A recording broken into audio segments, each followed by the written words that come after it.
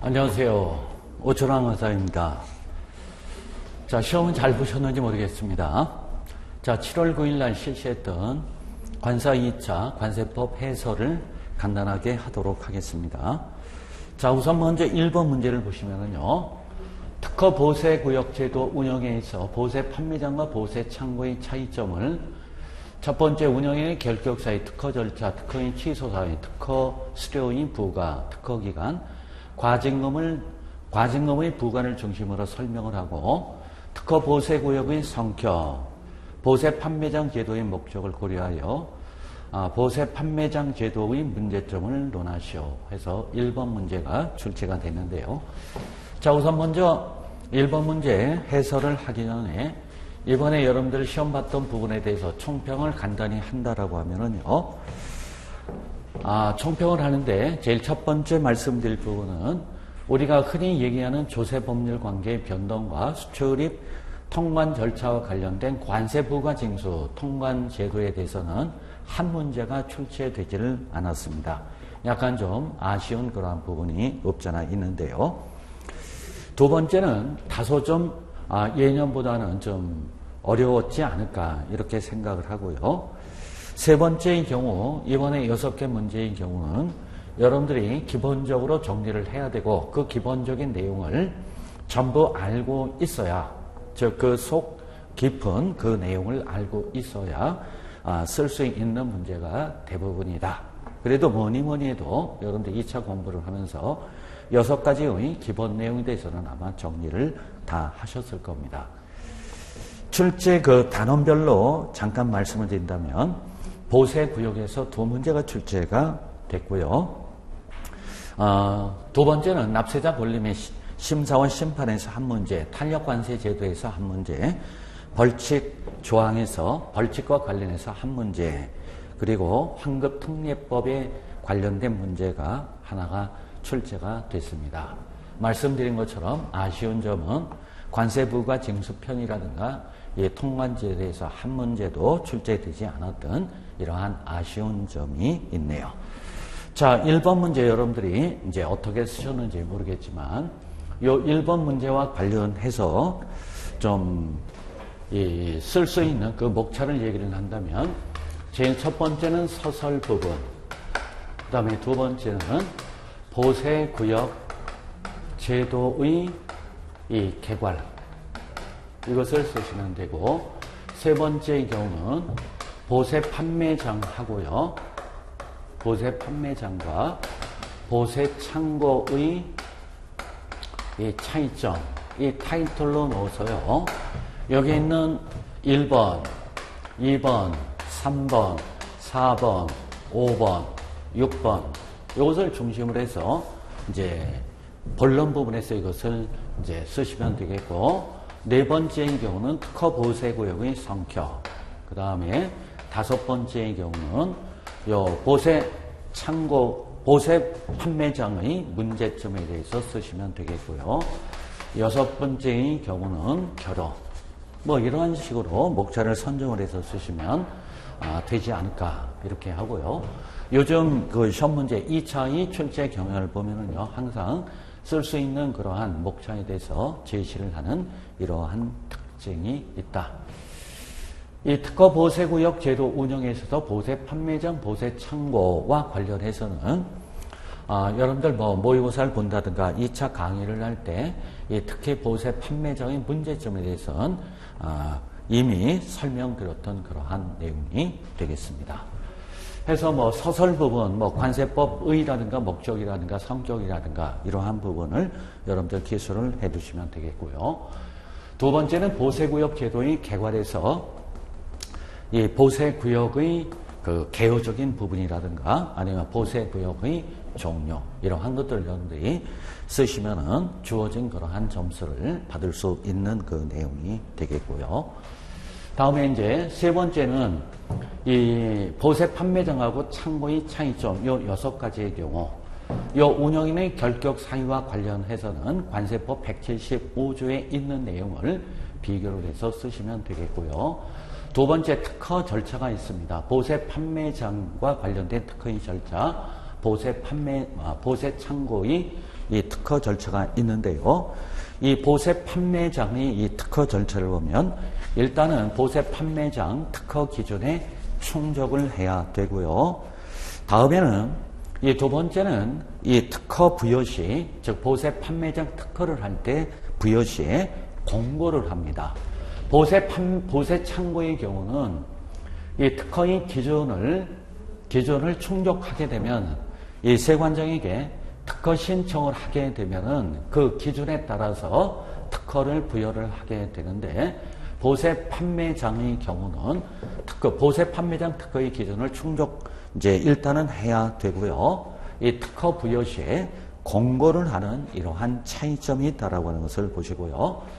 나머지 특허 신청서 제출이라든가 또는 특허 여부에 대해서 이제 통보를 하는데 보세 창고의 경우는 이 고시상으로 규정되어 있는 특허심사위원회의 심의를 거쳐서 이 특허를 부여를 하고요. 보세 판매장의 경우는 작년부터 도입된 보세 판매장 특허심사위원회의 그러한 심의를 거쳐서 특허를 하도록 하는 이러한 차이점이 있는 것을 볼 수 있고요. 특허 취소 사유 178조 2항에 있는 거고요. 특허 수료의 부과라고 하는 부분이 있는데 이 특허 수료의 부과라고 하는 부분 중에서 이 보세 판매장과 보세 창고의 특허 수료 부과라고 하는 부분은 이 차이점이 있게 됩니다. 그래서 보세 판매장에 대한 특허 수료의 부과라고 하는 이 부분은 이 보세 판매장의 특허 수료는 기획재정무령으로 정하는 바에 따라 다른 종류의 보세 구역 특허 수료와 달리 정할 수 있다. 자, 보세 판매장을 제외한 보세 창고 공장, 그 다음에 전시장, 건설장의 특허 수수료의 부과하고 보세 판매장의 특허 수수료 부과는 차이점이 있게 됩니다. 그래서 보세 판매장의 설치 운영에 관한 특허 수수료는 해당 연도 매출액을 기준으로 그 매출액의 1만 분의 5에 해당하는 금액으로 한다. 다만 중소기업과 중견기업이 운영인인 경우에는 해당 연도 매출액의 1만 분의 1에 해당하는 금액으로 한다. 라고 하는 것이 이제 차이가 있고요. 이제 흔히 특허 보세구역의 특허 수료는 신규칙 68조에 쭉 규정이 되어 있는데요. 이 특허 신청 수료는 4만 5천으로 하고요. 그 면적별로 해서 분기별로 납부하도록 하는데 이러한 일반적인 특허 보세구역하고 보세 판매장이 있어서 특허 수료 부과의 이러한 차이점이 있고요. 특허 기간은 여러분들 잘 아실 거예요. 보세 판매장의 특허 기간은 5년으로 하고요. 나머지 여기 보세 창고의 그 특허 기간은 10년이다라는 이러한 차이점이 있는 거 여러분들이 아실 거고요. 또 과징금 부과와 관련된 부분은 178조 3항에 규정이 되어 있는 이러한 내용으로서 이 결격사유이다, 특허 절차다, 취소 사유이다, 특허 수료 부과다, 특허 기간이다, 과징금 부과다. 이것은 여러분들이 2차 공부를 하시면서 한 번쯤은 전부 봤던 그러한 내용이 될 겁니다. 자, 그 다음에 살펴볼 내용이 특허 보세구역의 성격에 대해서 한번 살펴보면요. 이 특허 보세구역의 성격은 이 첫 번째 영리성을 추구하는 이러한 성격이 있고요. 또한 외국 물품을 이용을 해서 제조, 가공, 건설 등의 경제 활동을 할 수 있는, 즉 경제 활동을 할 수 있는 이러한 성격이 있고요. 세 번째는 물류 유치를 통한 대외 경쟁력 강화를 하도록 하는 이러한 성격이 있고요. 그 다음 수출입 물품에 대한 통관 질서의 확립이라는 이러한 성격을 갖고 있고요. 굳이 또 말씀을 드린다면 관세법 155조에 보면 외국 물품 보세구역이 아닌 장소에 장치할 수 없다라고 해서 외국 물품 보세구역 장치하는 것을 원칙으로 하는데 그 구역에 이 통관하고자 하는 물품을 장치할 수 있는 지정장치장이 없을 때 이 특허 보세구역이라고 하는 이 보세창고라고 하는 이러한 부분이 있게 되면은 이 지정장치장이 없는 경우 장치할 수 없을 때 보세창고를 이용을 할 수 있는 이 지정장치장, 지정보세구역을 대체할 수 있는 이러한 구역의 성격이 있다라고 하는 것을 여러분들이 한 번쯤 정리를 했을 그러한 부분 아닌가 이렇게 싶고요. 다음에는 보세 판매장 제도의 문제점. 이 보세 판매장의 문제점이라고 하는 것은 이 작년도에 그 보세 창고 특허와 관련해서 이 방송에 상당히 많이 언론에 보도됐던 내용이 되겠고요. 2차 모의고사라든가 2차 강의를 할 때 여러 가지 그러한 문제점이 있다라고 하는 것을 이미 말씀드렸던 그러한 부분이 있습니다. 이 보세 판매장의 문제점을 대체적으로 한 5가지로 나누어 본다고 하면요. 보세 판매장, 판매 물품이 외국에서 수입된 물품으로서 애화 획득이나 전략 포기 자금으로 우리 경제에 미치는 영향이 그다지 크지 않아 보세 판매장 제도가 업체의 영업을 지원하는 제도에 불과하지 않다라고 하는 업체의 영업을 지원하는 이러한 제도로 전락이 됐다라고 하는 문제점이 있고요. 두 번째는 현재 보세 판매장의 특허기간이 5년으로 특허기간이 짧다. 예를 들어서 유명 브랜드 유치에도 유명 브랜드 유치를 하는 경우에 적어도 1년이 걸리는 상황에서 현행 이 특허기간이 5년제로는 국내 면세 사업자들이 국제적 경쟁력을 가지기가 상당히 어렵고, 세 번째는 이 특허 탈락 시 사회적 파장이 상당히 크죠. 보세 판매장인 특허 탈락 시 업체의 직원 고용 문제 등 후폭풍이 커지며 입찰권을 따낸 업체들도 5년 뒤 똑같은 과정으로 정부의 재허가 심사를 받아야 하기 때문에 사업의 연속성과 투자 측면에서 여러 가지 그러한 허점이 있게 되고요. 네 번째는 이 특허 수료가 이 재정 수입이 돼야 되는데 재정 수입이 되지 못하는 이러한 문제점이 있어요. 시내 면세점 사업이 황금알을 낳는 거위가 된 것은 근본적으로 잘못된 어떠한 문제점으로 지적이 되면서 이 특허 수료가 이 국가 재정 수입이 돼야 할 천문학적 돈이 특혜를 받은 사업자들이 황금알로 둔갑한 것이다. 시내 면세점 사업권 특허 수료는 국민의 재산이며 사업권 특허 수료는 국고로 귀속이 돼야 되는데 그렇지 못한 이러한 문제점이 있어서 이 특허 기간을 5년에서 10년으로 다시 환원을 하자. 그리고 특허 수료를 올리자 등등해서 이 정치권에서 이제 추진하는 그러한 하나의 그 내용이다라고 하는 것을 여러분이 한 번쯤 들으셨고요. 다섯 번째는 시내 면세 사업자 선정 방식이 심사 방법으로 이로 인한 문제점이 발생을 하게 된다. 즉 가장 효율적으로 사업을 할 수 있는 사업자의 가치를 정확하게 드러내는 경매를 통해서만 시내 면세점 사업권의 정확한 가치를 알 수 있기 때문에 지금 현재 심사 방법에서 이러한 그 경매 방식으로 바꾼다라고 하면은 이 시내 면세 사업권의 정확한 가치를 알 수 있는 이러한 경우이다 해서 크게 그 5가지의 보세 판매장 문제점이 있다라고 하는 것을 말씀을 드렸고, 여러분들이 한 번쯤 준비하시면서 매스컴 등을 통해서 봤던 그러한 경우가 있을 겁니다.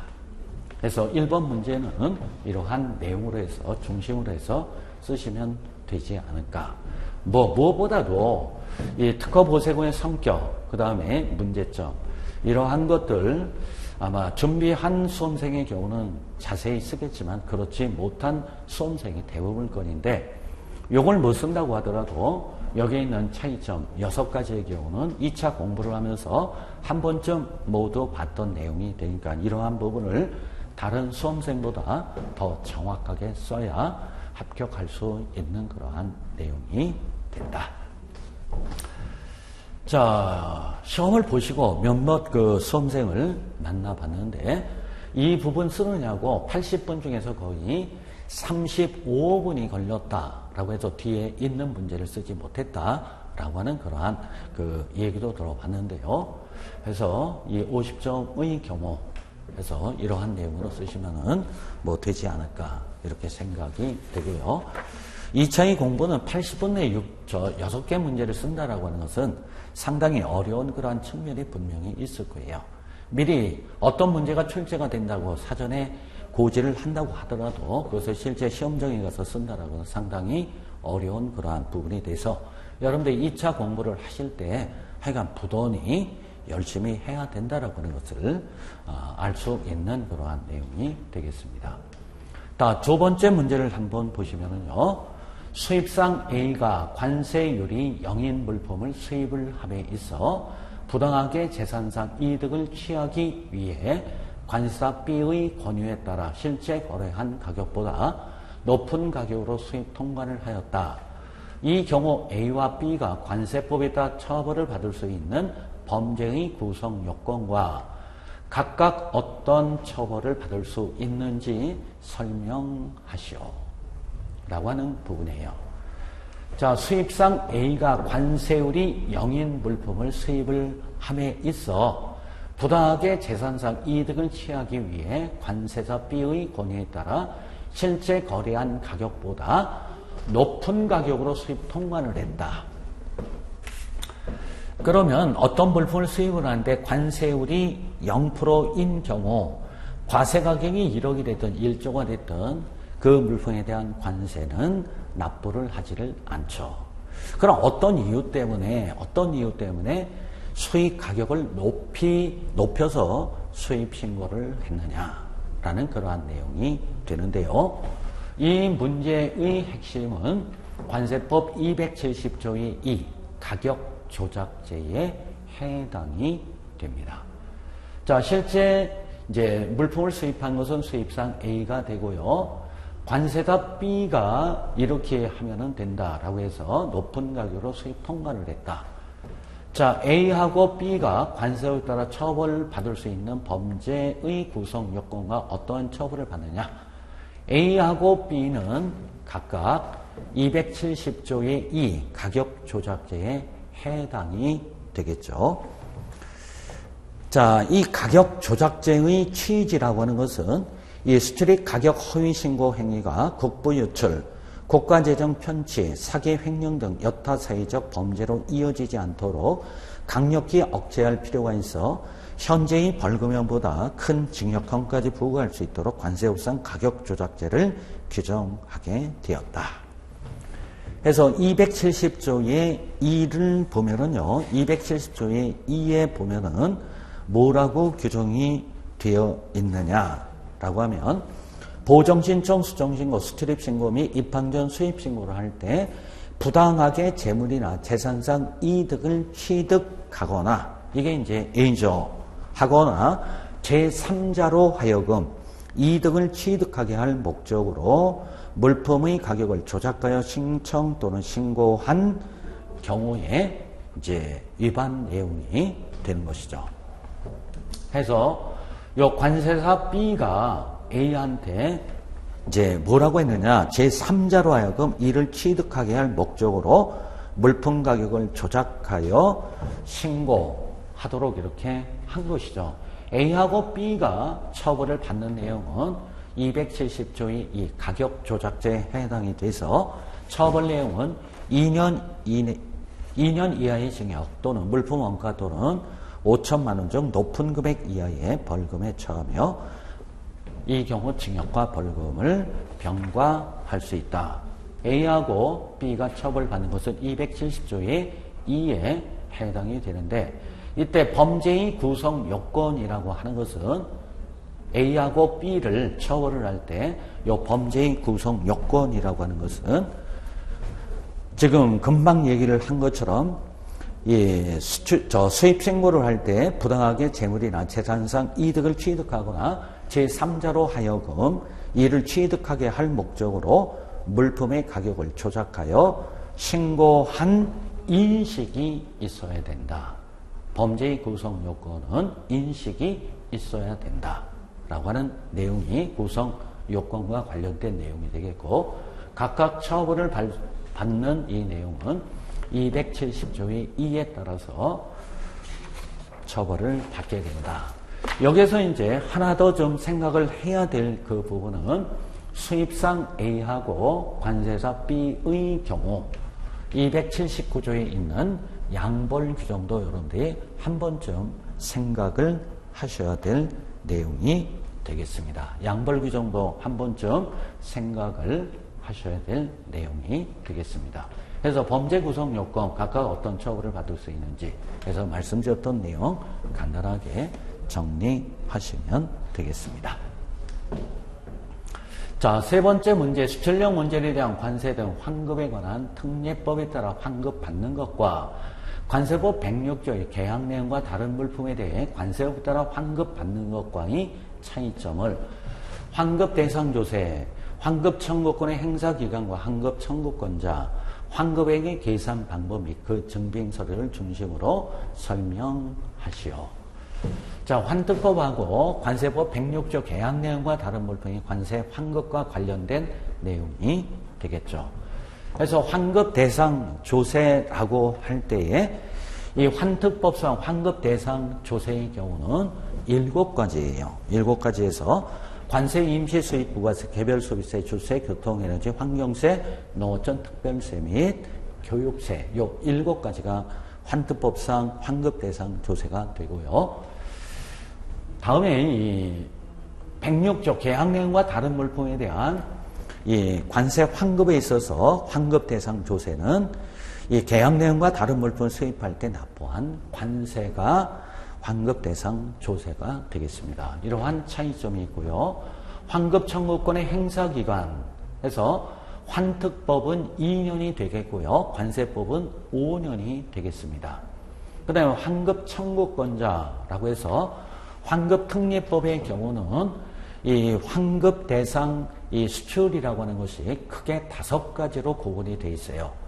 구분이 되어 있는데 이 수출 신고 수리라는 절차를 거치는 경우에는 이 수출 물품의 생산자, 즉 수출자 또는 수출 물품의 생산자 중에서 수출 신고 필증의 그 환급 신청으로 기재한 자가 환급 청구권자가 되겠고요.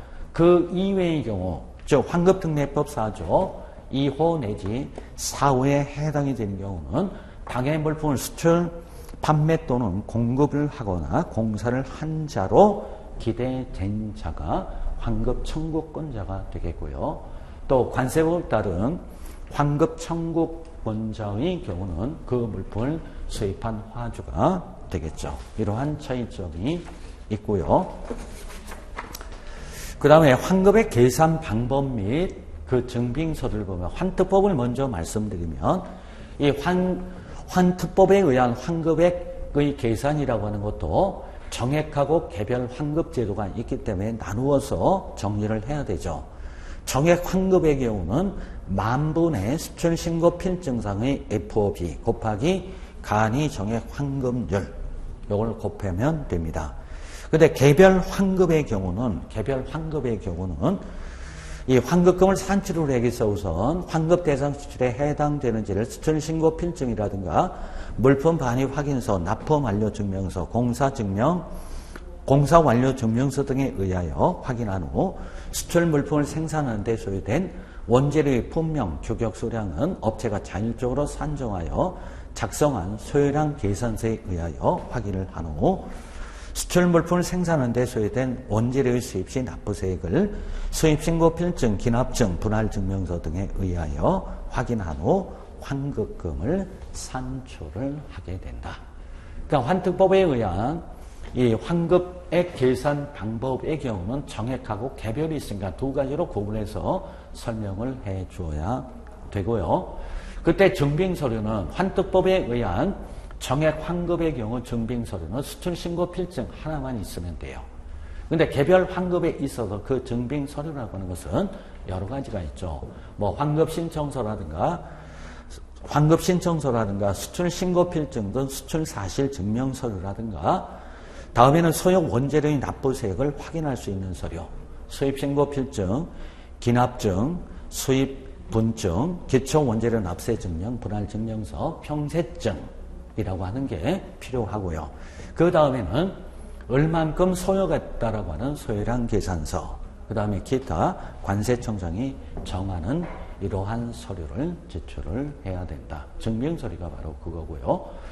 또한 106조 규정에 의한 이 계약 내용과 다른 물품의 그 관세 환급에 있어서 환급액 계산 방법은 계약 내용과 다른 물품에 대하여 환급하는 경우에는 그 물품에 대하여 이미 납부한 관세 전액으로 산출을 하며 그 물품이 일부를 수출한 경우에도 그 일부 물품에 해당하는 관세액으로 산출을 하게 됩니다. 그 경우 증빙서류는 해당 물품의 분명 규격 수량, 수입신고 수리연월일, 수입신고 번호와 환급을 받고자 하는 관세액을 기재한 신청서에 수출신고 필증 또는 이에 대신하는 세관의 증명서를 첨부를 해서 제출을 하면은 되겠습니다.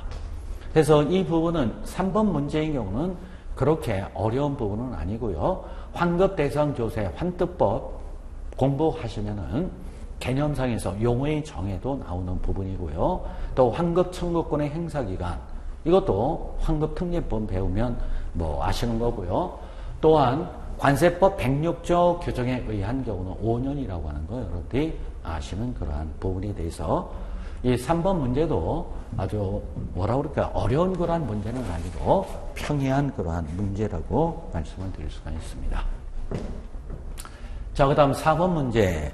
보세청구에 반입한 외국 물품을 장치기간 경과로 매각하게 되었을 때 세관장이 적용할 수 있는 매각 방법과 매각이 진행되는 도중 물품의 화주가 해당 물품의 매각을 피하기 위해 조치할 수 있는 방안에 대해서 설명을 하시오.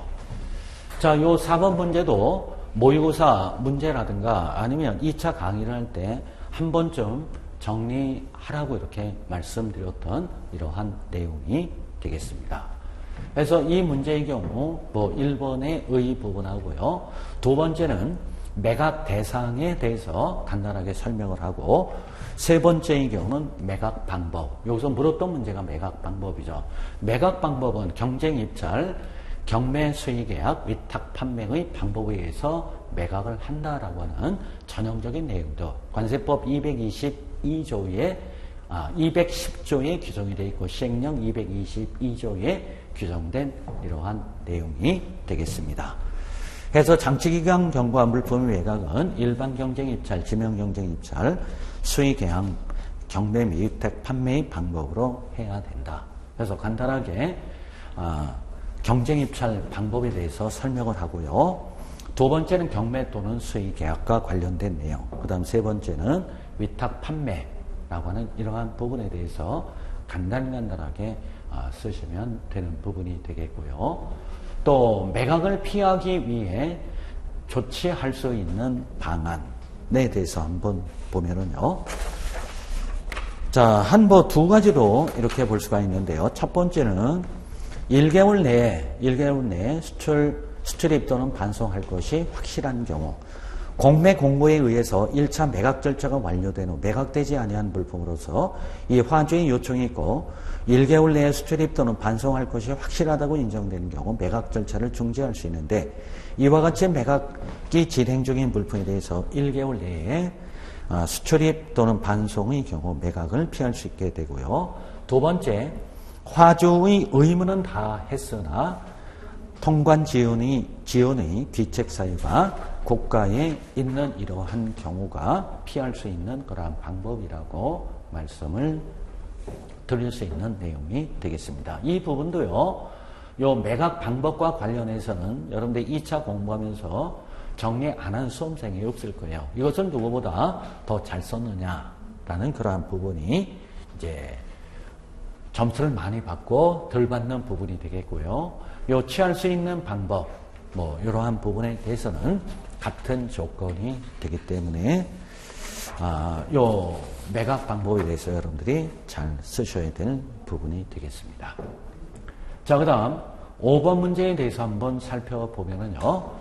과세전 적부 심사 청구에 대한 결정 내용 및 그 결정과 관련하여 청구인과 과세전 통지 세관이 취할 수 있는 조치를 설명을 하고 관세 행정 심판 청구에 대한 결정 내용 및 그 결정과 관련하여 청구인과 처분청이 취할 수 있는 조치에 대하여 설명을 하시오.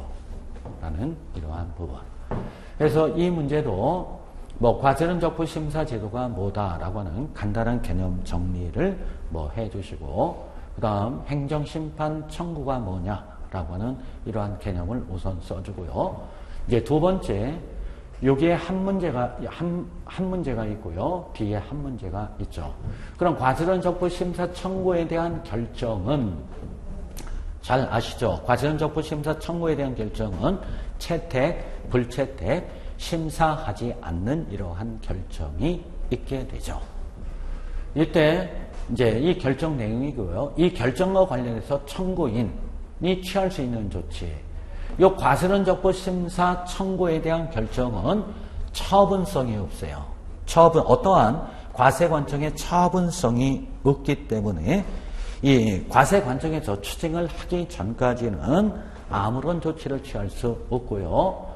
과세론 통지서관, 예를 들어서 채택이 됐다라고 하면 추징을 하지 않고요. 불채택이라든가 또는 심사하지 않는다는 결정이 났을 때에는 납세 의무자에게 추징 고지의 그러한 조치를 취하게 되겠죠.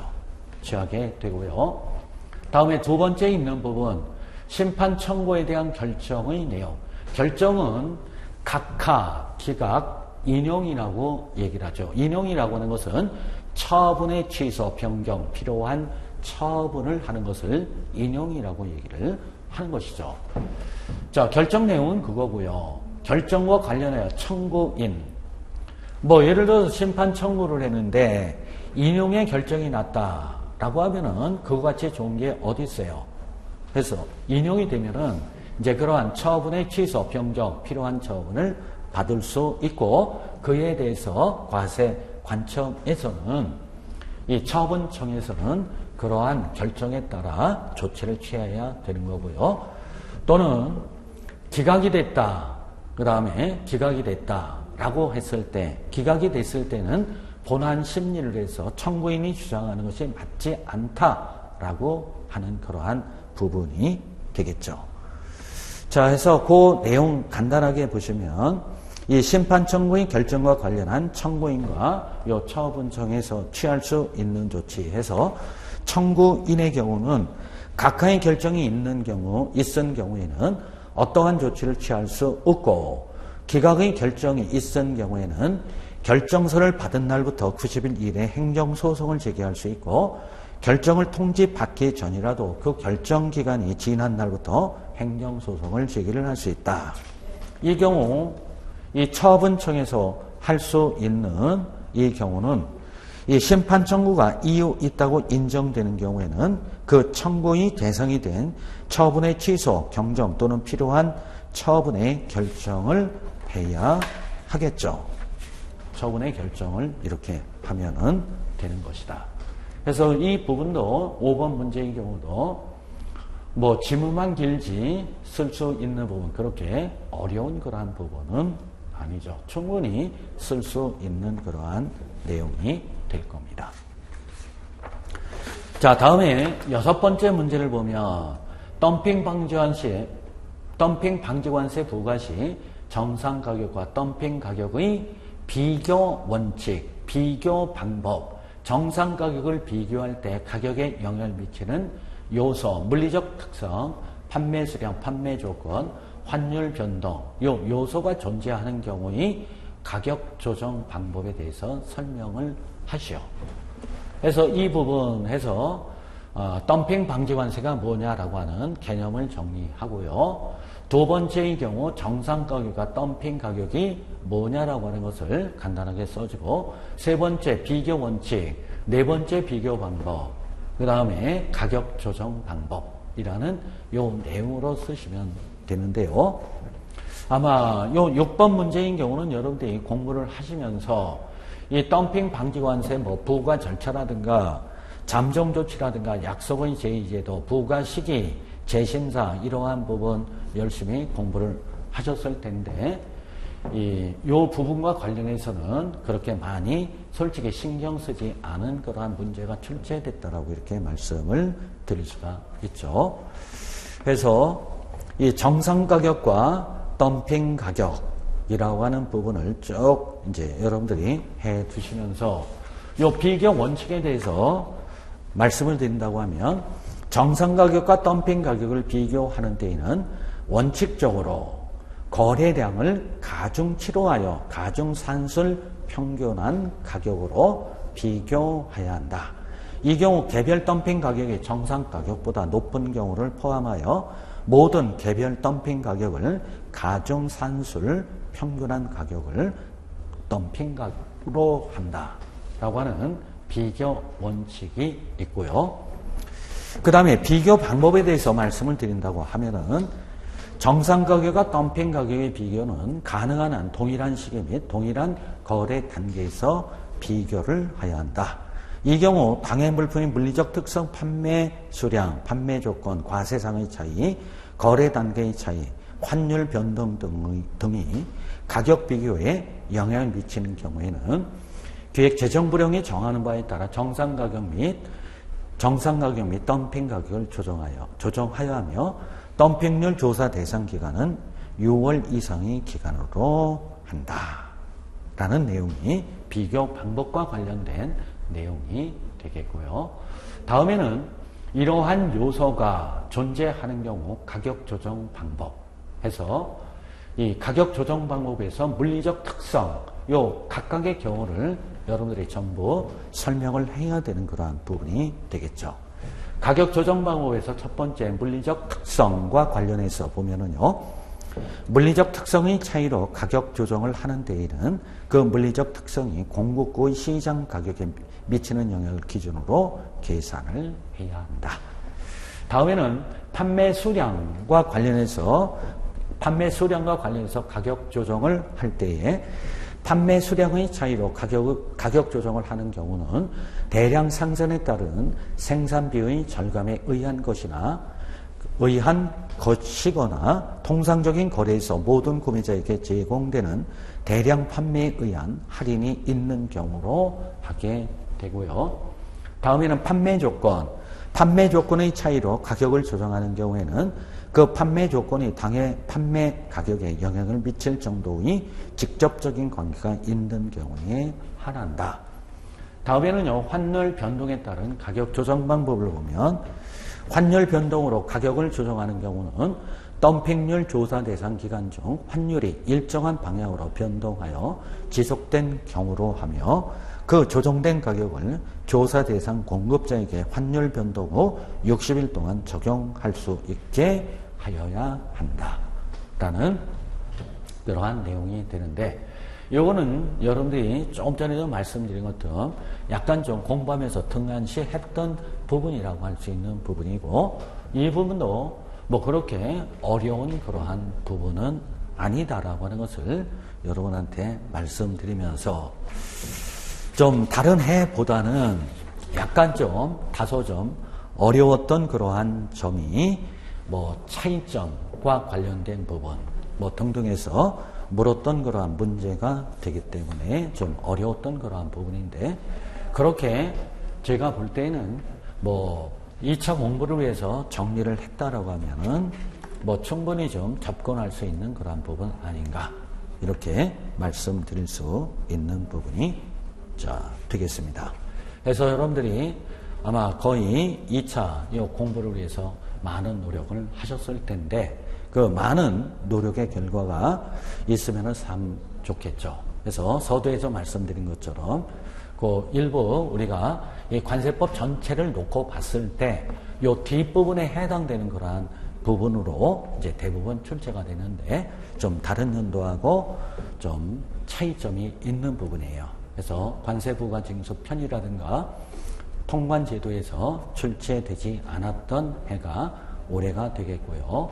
내년도에 보면 여러 단원에서 골고루 출제됐던 그러한 부분인데 이번 연도만 유독 뒷부분에 있는 이러한 문제가 출제가 됐습니다. 하여간 공부하시느냐고 굉장히 수고가 많으셨고요. 좋은 결과가 있으면은 좋지 않을까 이렇게 말씀을 드리면서 여러분들이 7월 9일 날 시험을 봤던 관세사 2차 관세법 해설을 간단하게 말씀을 드렸습니다. 수고하셨습니다.